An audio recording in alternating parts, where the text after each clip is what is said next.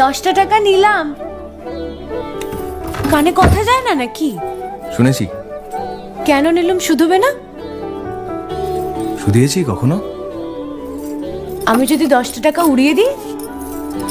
দেবে?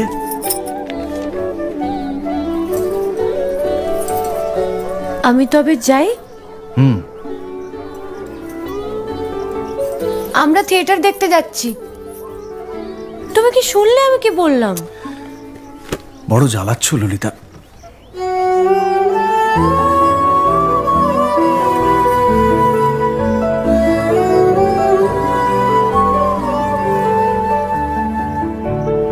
কি হয়েছে? আমরা সবাই থিয়েটার দেখতে যাচ্ছি। আমরা বলতে? আমি, কালী, চারু। চারুকে চেনো? ওই যে পাড়ার মোড়ের বাড়ির আমার বন্ধুর ব্রাহ্মবাড়ি। হ্যাঁ, ওই চারু, চারুর মা আর ওর মামা।